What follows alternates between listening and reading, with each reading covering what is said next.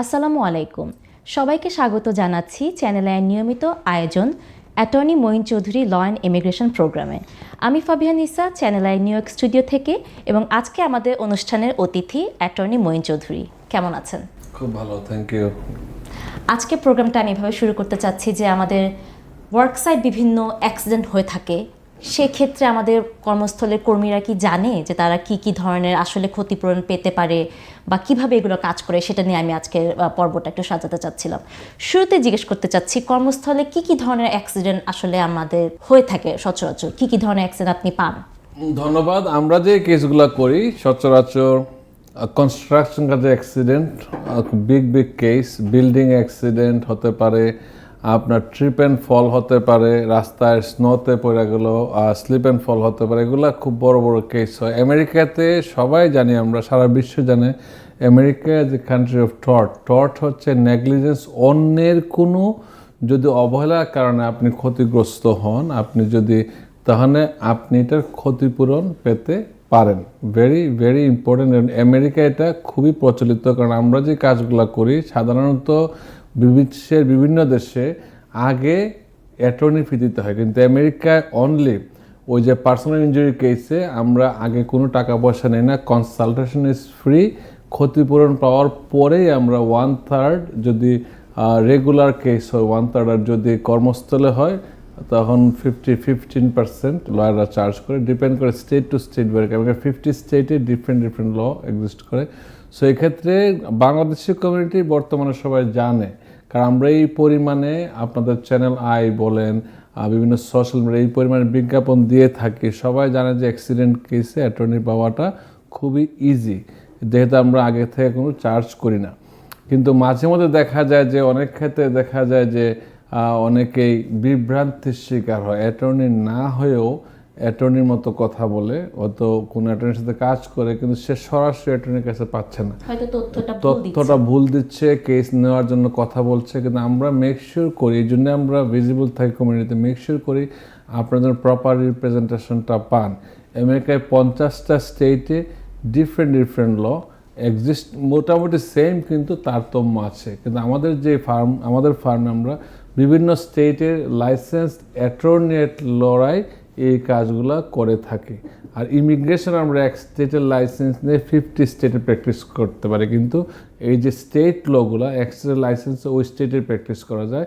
আমাদের নেটওয়ার্কে যারা লয়ার আছে, we are jointly working together, একসাথে কাজ করি তো ক্লায়েন্টকে বেস্ট রিপ্রেজেন্ট করার জন্য। এবং এই ক্ষেত্রে যতগুলো লয়ারে কাজ করুক না কেন, ক্লায়েন্টের পার্সেন্টেজ একই রকম, কোনো স্টেটে 33%, কোন স্টেটে একটু কম, কোন স্টেটে বেশি, এইভাবে কাজ করে আর কি। কর্মস্থলে অ্যাক্সিডেন্ট হলো একটা, শুরুতেই প্রথম করণীয় কাজটা কি? কর্মস্থলে অ্যাক্সিডেন্টলে প্রথমেই শুরুতে হচ্ছে আপনার এমপ্লয়ারকে জানাবেন। যদি আপনি কোনো ফোন থাকে অবশ্যই ফোনে 911 কল দেবেন, যে স্টেটে থাকেন না কেন। যদি ঘটনাস্থলে অ্যাম্বুলেন্স আসে খুবই ভালো, যদি উইটনেস রাখেন আরও ভালো।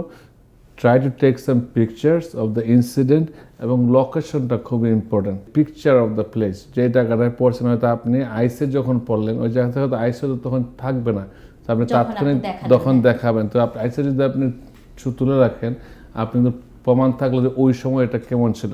ট্রিপ অ্যান্ড ফল কেস আমরা যখন করি, ধরেন একটা রাস্তা ভাঙ্গা রাস্তায় আপনি পরে গেলেন, এখন আপনি যদি এক সপ্তাহ পর লয়ার কাছে গেলেন, আমরা যখন যাবো এর ভিতরে প্লেসটা ফিক্স হয়ে যেতে পারে। সেকে যতটুকু সম্ভব প্রমাণ রাখা ক্লায়েন্টের জন্য খুবই গুরুত্বপূর্ণ। এবং ওই প্লেস থেকে যদি আপনারা অ্যাম্বুলেন্সে হাসপাতালে যান, দ্যাটস মোর ইম্পর্টেন্ট, বোঝা গেল যে অ্যাম্বুলেন্স কোন লোকেশন থেকে পিক আপ করেছে। ওয়ার্কার্স কম্পেনসেশন বলতে কি বোঝানো হচ্ছে এবং কিভাবে এটার আওতায় মধ্যে আমাদের এই যে অ্যাক্সিডেন্টের ক্ষতিপূরণগুলো পাচ্ছি আমরা? ওয়ার্কার্স মানে কাজ, কম্পেনসেশন মানে ক্ষতিপূরণ।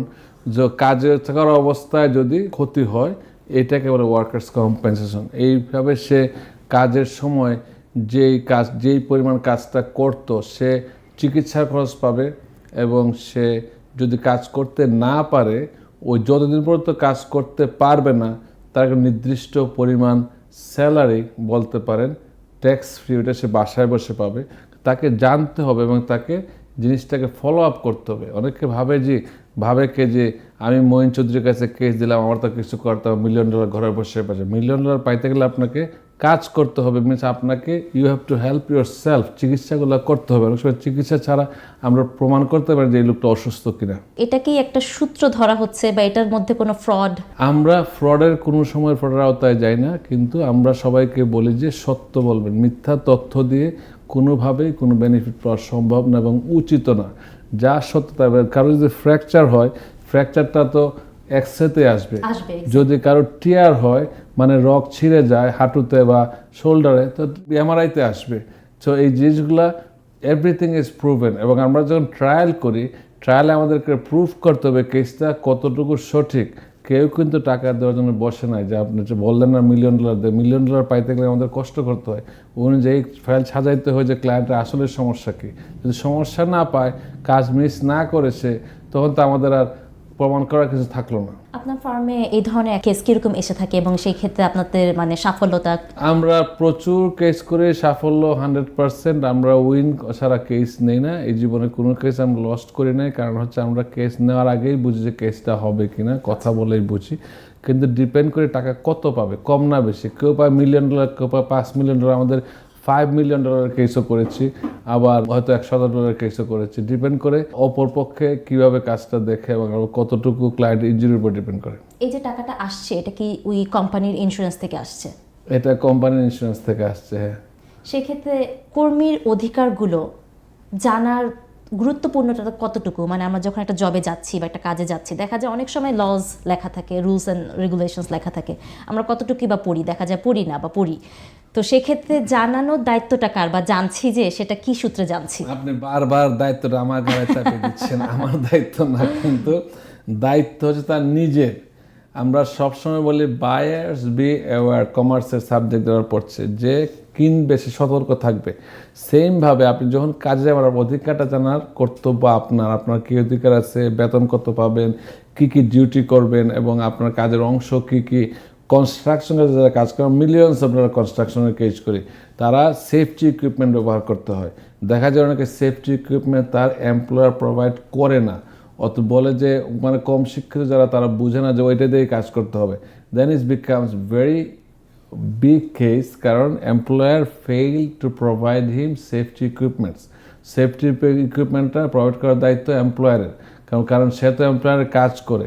সেমভাবে তার কি অধিকারটা কর্মী জানা উচিত যে আমি কি কি কাজের অংশ কি। দেশে শ্রমিকের অধিকার আছে, এমন না যে শ্রমিককে আপনি যা ইচ্ছাভাবে ব্যবহার করতে পারবেন না। এটা বাংলাদেশ না, এটা আমেরিকা। সো এই ক্ষেত্রে সবারই অধিকার সীমিত, সে তার অধিকারের মধ্যেই থাকতে হবে। সো এই ক্ষেত্রে দেখা যায় যে ইকুইপমেন্ট হয়তো ব্রোকেন ইকুইপমেন্ট ছিল, এই ক্ষেত্রে যদি হয় সে এমপ্লয়ারের বিরুদ্ধে, অনেক সময় বিল্ডিংয়ের বিরুদ্ধে কেস, শুধু এমপ্লয়ারের বিরুদ্ধে না। যদি আমরা যখন কনস্ট্রাকশনের কাজগুলো করি, employer just it's a claim, workers compensation. আমরা ক্ষতিপূরণ আদার জন্য বড় থার্ড পার্টি কেসটা করে বিল্ডিংয়ের ওনারের বিরুদ্ধে, ওই কেসগুলো অনেক বড় হয় এবং ইটস এ মাল্টি-মিলিয়ন লসুট। আমরা মেডিকেল ম্যালপ্র্যাকটিস কেস করি।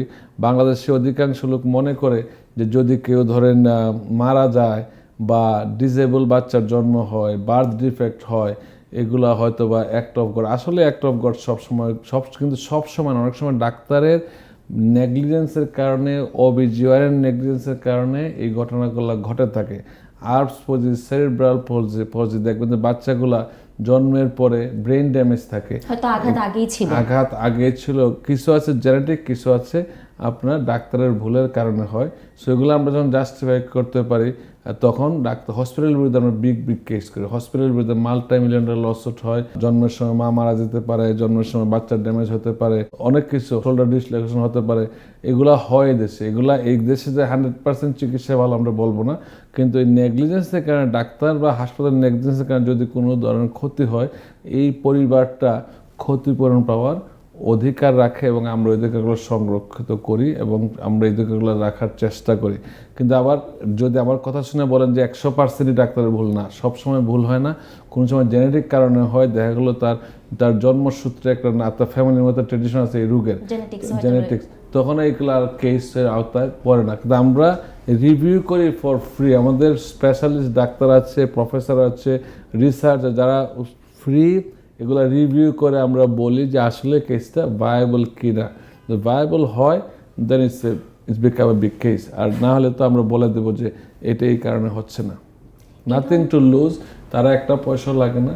আমরা যখন কেস নিয়ে আমরা সব রিভিউ করি, আমাদের সব ইয়ে দিয়ে যে ইকুইপমেন্ট আছে, মানে যে সব ধরনের লোক আমাদের সাথে আছে, ডাক্তার বলেন, রেজিস্টার্ড নার্স আছে, আমাদের টিমের মধ্যে আছে, আমাদের অভিযোগের লোক আছে, আমরা সবগুলো বোঝার পরে আমরা বলি কেসটা হবে কিনা। হ্যালো, এটা কি অ্যাটর্নি মঈন চৌধুরীর নাম্বার? জি বলছি, আমি attorney Moin Chowdhury.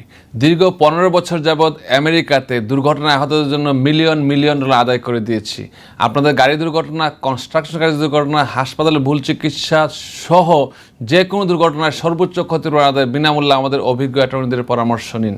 New York, new jersey, Connecticut, Pennsylvania, Michigan সহ বিভিন্ন স্টেটে লাইসেন্সধারী অভিজ্ঞ সহযোগী অ্যাটর্নিরা আপনাদের সেবায় নিয়োজিত। কল 1866 মঈন ল, সেল 917-282-9256। হ্যালো, এটা কি অ্যাটর্নি মঈন চৌধুরীর নাম্বার? জি বলছি, আমি অ্যাটর্নি মঈন চৌধুরী। দীর্ঘ 15 বছর যাবৎ আমেরিকাতে দুর্ঘটনায় আহতদের জন্য মিলিয়ন মিলিয়ন ডলার আদায় করে দিয়েছি। আপনাদের গাড়ি দুর্ঘটনা, কনস্ট্রাকশন কাজের দুর্ঘটনা, হাসপাতালে ভুল চিকিৎসা সহ যে কোনো দুর্ঘটনায় সর্বোচ্চ ক্ষতিপূরণ আদায় বিনামূল্যে আমাদের অভিজ্ঞ অ্যাটর্নিদের পরামর্শ নিন।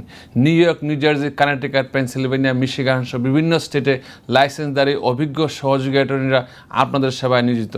কল 1866 মঈন ল, সেল 917-282-9256।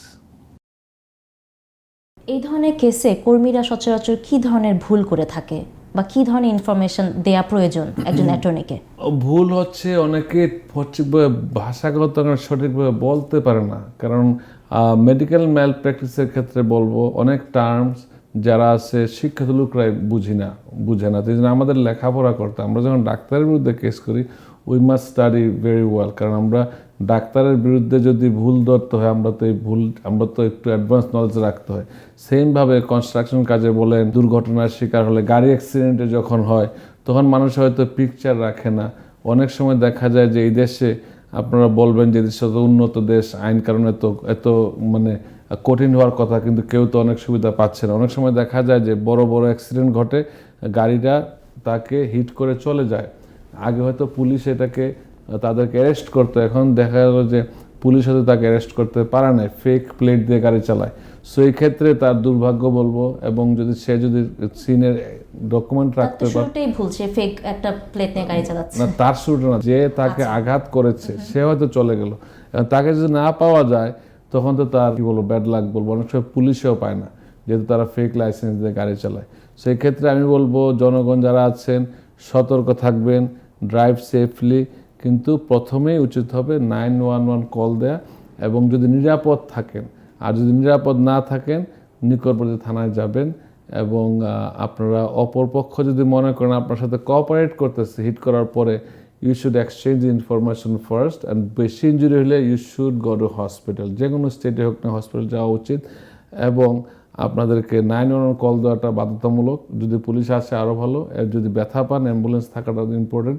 কিন্তু প্রথমেই নিরাপত্তা চেষ্টা। অনেক সময় দেখা যায় যে বিভিন্ন স্টেটে বিভিন্ন ধরনের ক্রিমিনালরা গাড়ি চালায়। সো এই ক্ষেত্রে আপনি যদি মনে করেন যে আপনি গাড়ি থামালেন, যে ওই পক্ষ থেকে আপনি জেন্টলম্যান কোনো সুযোগ পাচ্ছেন না বা অ্যাগ্রেসিভ দেখছেন, সে আপনাকে হিট করবে, তখন গাড়ির ভিতরেই থাকাটা ভালো।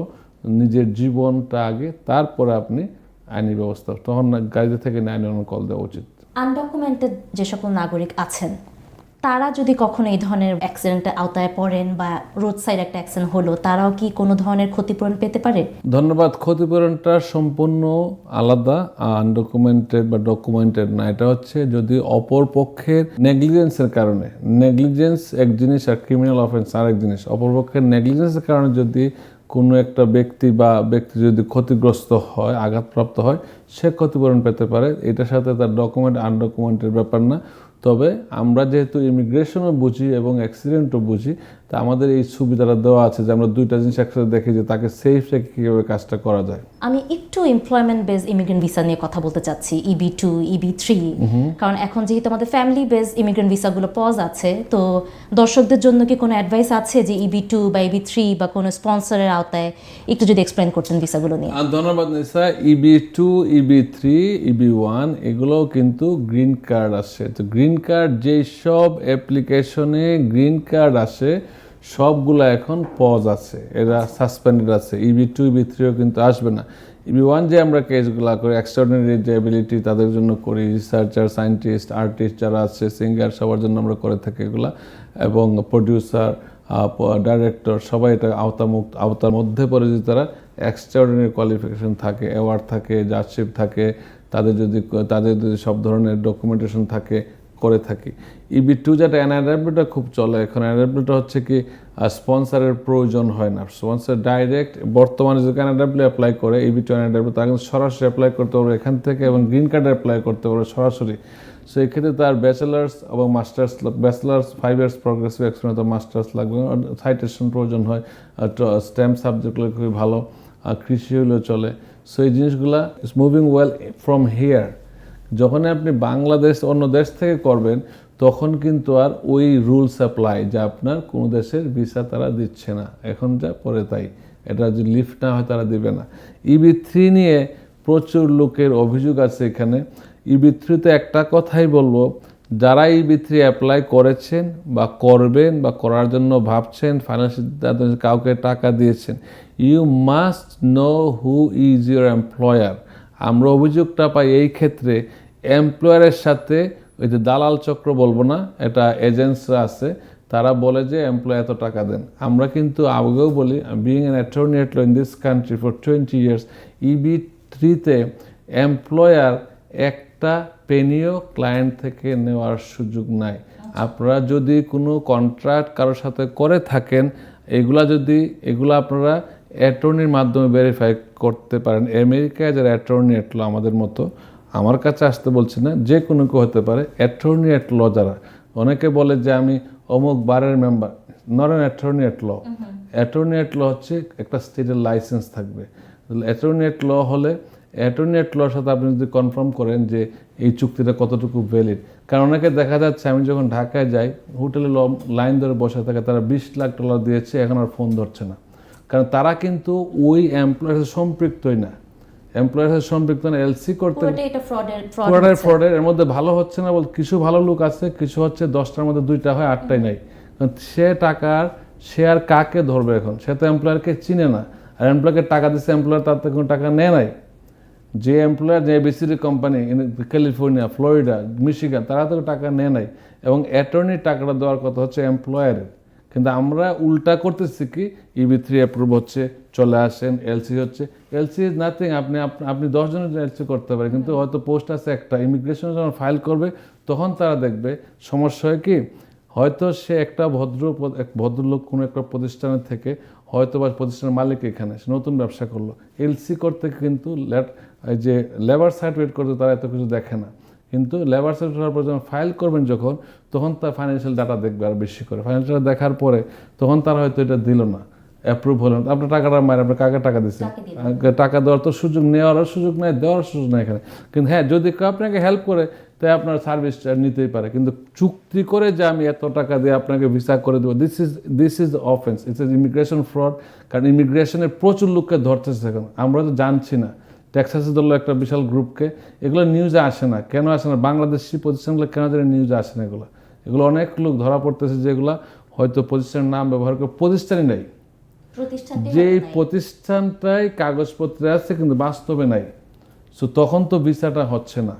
এই ক্ষেত্রে আরেকটা জিনিস যারা হয় কি, যে আসার পরে যেহেতু প্রতিষ্ঠান তারা কাজ করতে পারছে, হয়তো হচ্ছে কোম্পানির ম্যাকডোনাল্ডস মিনেসোটায়, ম্যাকডোনাল্ডসের পজিশনকে একজনের 3 বছর খালি রাখবে? আপনি ধরেন একটা ম্যাকডোনাল্ডস আপনি অ্যাপ্লাই করছেন কাজের জন্য, সে কি 3 বছর নেশার জন্য খালি রাখবে যে না ও আসলে নেশা আসলে কাজটা, এছাড়া আমার পাস বন্ধ? এটা কোনো মেক করে না, রাইট? কনসেপশন মেক করে না। সে দেখা যায় যে যায় নাই, সে যদি গ্রিন কার্ডও পাওয়া যায়, সে যদি সিটিজেনও হয়ে যায়, যদি সরকার কোনো সময় যে ফাইন্ড আউট করে এই লোকটা ভিসা ফ্রড করে আসছে, সেই ম্যাকডোনাল্ডস বা টিবিসি কোম্পানি বা এবিসি কোম্পানিতে কাজ করে নাই, his citizenship till death is at risk. Being an attorney, আমি বলতেছি in English, his citizenship and green card is at risk until he die. কারণ সে পুরাটাই প্রসেসটা ফ্রড করে আসছে। সেই ক্ষেত্রে আমি আপনাদেরকে বলবো, বায়ার্স বেওয়্যার, সতর্ক।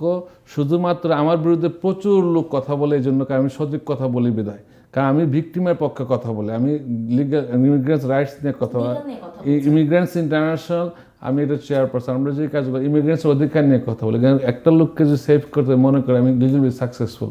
সেই ক্ষেত্রে আপনারা যেই যদি প্রতারণার শিকার হওয়ার আগে নিজে আগে সঠিক পথটা বাছাই করুন প্রতারণার শিকার হওয়ার আগে। কারণ আপনাকে যদি একটা কেস কেউ নেয়, সে আপনাকে বুঝাই বলতে বাধ্য কী হচ্ছে। You must know your employer, you must be in contact with employer, অথবা এমপ্লয়ারের সাথে যে এজেন্সির চুক্তি আছে আপনাকে দেখতে হবে। You could verify before you spend thousands of dollars, $20,000, $5,000. You should talk to an attorney. It costs only $100 to $200 to discuss with a lawyer officially. মানুষ এই কাজটা করে না, বলে কি স্যার আমাকে 20 লাখ টাকা জানেন আমেরিকা, বলেন, শুধু বলেন আপনি নিতে পারবেন। কিন্তু আমরা বলি যে আপনি আগে কথা বলেন, দেখি যোগাযোগ কোয়ালিফাই করেন, সেখানে আমার দরকার নেই, বলেন নিতে পারবেন, টাকা দিয়ে দিচ্ছি। They don't want to spend $100, they want to give you $20,000. So that's আর সবসময় buyers driver and wrong help always hurt. অনেক গুরুত্বপূর্ণ কিছু তথ্য আমরা অ্যাটর্নি মঈন চৌধুরীর কাছ থেকে শুনলাম। আপনাকে অসংখ্য ধন্যবাদ আপনার গুরুত্বপূর্ণ কিছু সময় আমাদেরকে দেওয়ার জন্য। আমি ফাবিয়া নিসা আজকে channel I knew York studio থেকে এখানেই বিদায় নিচ্ছি।